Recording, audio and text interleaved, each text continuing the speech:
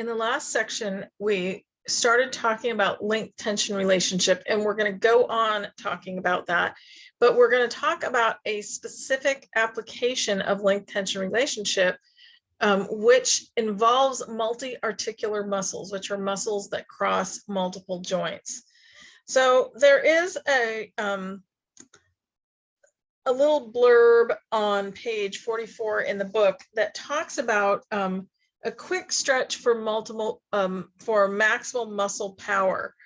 And they're talking about how a lot of high-powered activities like jumping involve the elasticity of muscle, or use the elasticity of muscle to a functional advantage, where you load the muscle by stretching it first, and then you explode into the motion. So you're using some elasticity of the muscle, you're using some momentum, you're using other things to improve your performance in that action.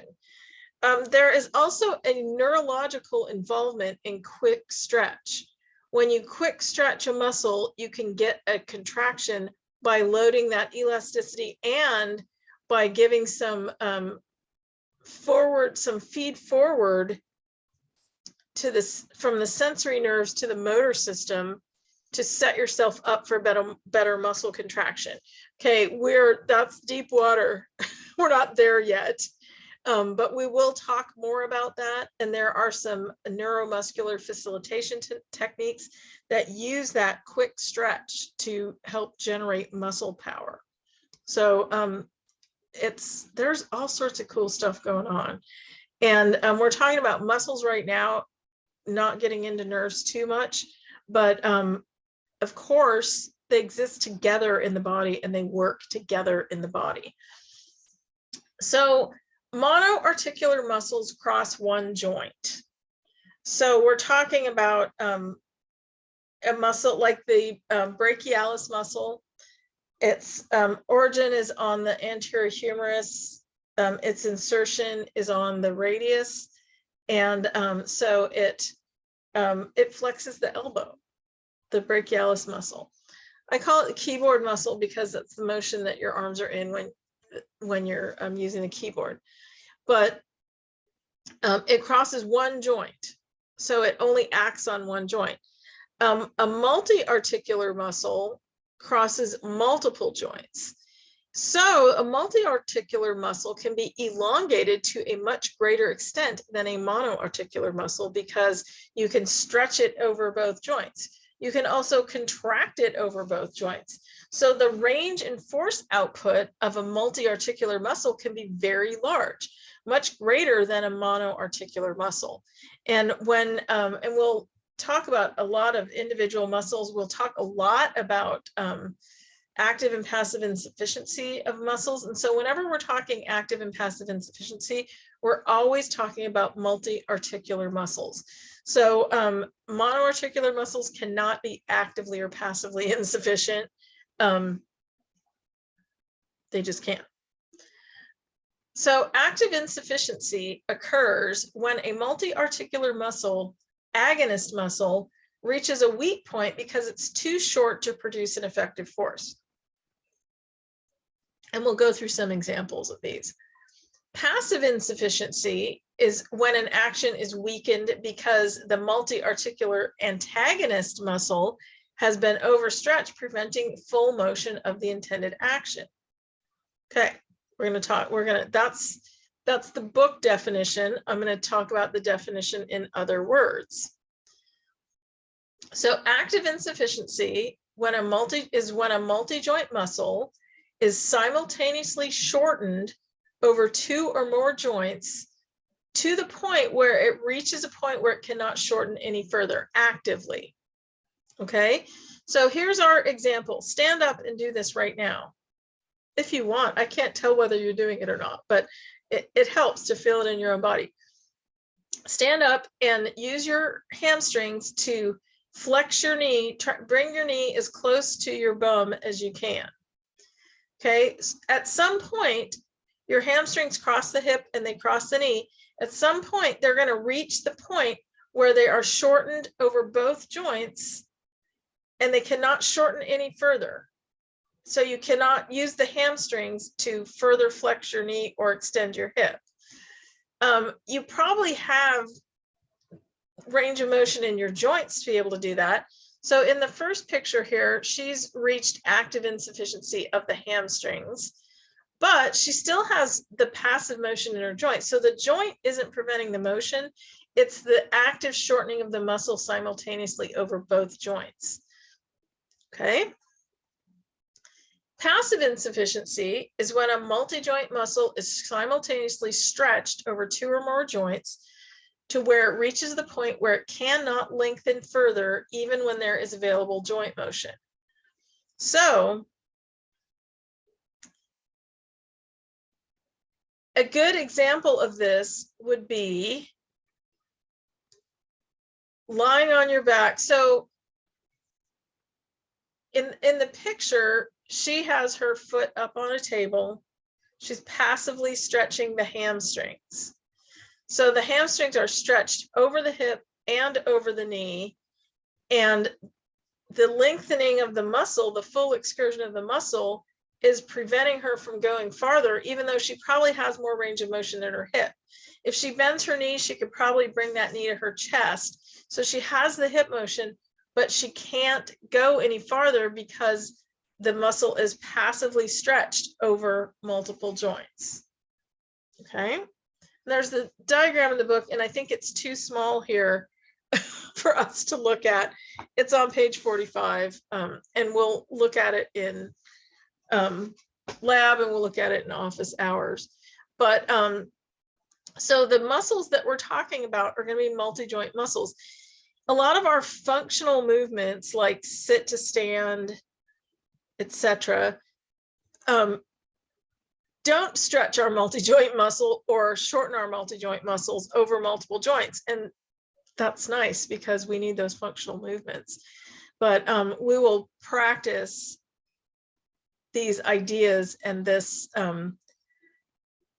concept in a lot of different ways so you can learn it. So I have a little model for analysis of active and passive insufficiency questions. So if I said pair up and place your partner in a position of active insufficiency of the hamstrings. So I'm like, well, how am I going to do that? So active insufficiency, I'm going to look at this list and say, which 2 joints does the hamstring muscle or the group of hamstrings cross? And it crosses the hip and the knee. What is the action of the muscle at each joint? So the hamstrings extend the hip and they flex the knee. So the position when the muscle is maximally shortened is hip extension and knee flexion. So that's the position on the left here. Hip extension, knee flexion. For passive insufficiency of the hamstrings, let's stick with the hamstrings, why not? It crosses the hip and the knee. It does hip extension and knee flexion. So in order to maximally stretch the muscle over both joints, we need to flex the hip and extend the knee. We need to do the opposite of the muscle action to reach passive insufficiency of the hamstrings. So we'll practice those in lab. We'll talk. So you will have questions likely on the lab exams about active and passive insufficiency. They'll be describing the concept and placing someone in a position of active or passive insufficiency for certain muscles.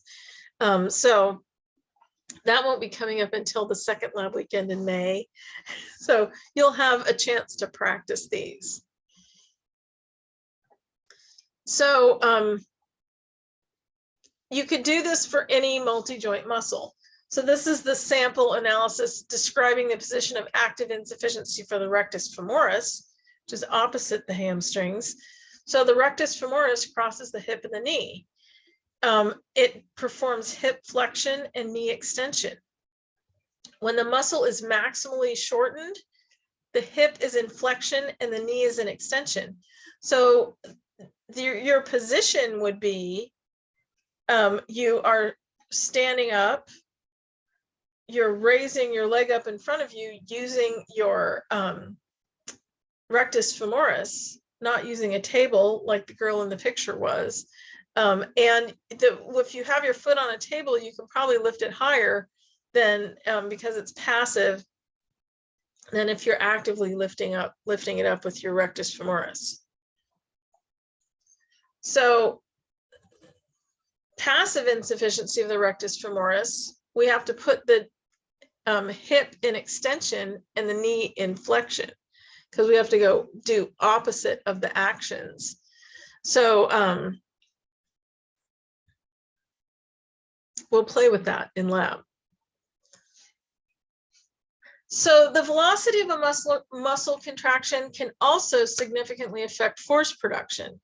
During a concentric contraction, a muscle produces less force as the speed of contraction increases. You need to have time for the actin and myosin cross bridges to form. So if you do a really fast contraction, the actin and myosin cross bridges lack sufficient time to form, pull, and reform, and therefore force is decreased. So as you do a slow contraction, you have time to form those cross bridges and you have time to recruit more muscle fibers. So a faster muscle contraction, higher velocity muscle contraction, produces less force with a concentric contraction than a slower one. So isometric activation creates greater force than any speed concentric contraction. So isometric contraction, the muscle's not lengthening, the actin and myosin are just sitting there waiting to form cross bridges, okay? During an eccentric activation, force production increases slightly as the speed of the elongation increases. And I sort of think of it as like it's trying to keep up. That's not really the real answer, but that's the way I think of it in my mind. So with a concentric contraction, force production decreases with increased speed of contraction. During an eccentric activation, force production increases slightly as the speed of elongation increases. Trying to keep up with gravity. So muscle held in a shortened position will shorten. That seems like duh, right? But muscle held in a shortened position for a prolonged amount of time will actually reduce the number of sarcomeres and will physically shorten. Muscle held in an elongated position will lengthen. So disease, immobility, or simply poor posture can result in some degree of adaptive shortening. A contracture is a muscle that's so tight that it severely restricts joint movement. So if you're held in a shortened position for a long enough time, you will have adaptive shortening of the muscle where you lose sarcomeres, and a contracture severely restricts joint movement. So an example of when this can happen, if someone gets an amputation and right away they're not walking yet, they don't have a prosthesis yet, and maybe they're sitting a lot and they're not stretching. Hopefully they're getting good therapy and they are stretching, but while they're healing, maybe they're not stretching their hip flexors. So their hip flexors are always in a shortened position. So by the time they're ready for a prosthetic leg, they can't fully stand up because they have a contracture in their hip flexor muscles. So first we have to work on elongating the hip flexor muscles before they can be fitted for a prosthesis, and or the prosthesis has to be adjusted to compensate for that excessive hip flexion. So if you hold your muscle in a shortened position for a prolonged period of time, you will lose sarcomeres and your muscle will shorten. Overly tight muscles cause associated joints to assume a posture mimicking the muscle's primary action. So a tightened hamstring causes hip extension and knee flexion. A tightened hip flexors cause hip flexion and knee extension if the rectus femoris is involved. So generally, the optimal stretching of a muscle requires the therapist to hold the limb in a position opposite to all its actions. So if you really want to get a good rectus femoris stretch, you have to stabilize the hip and flex the knee.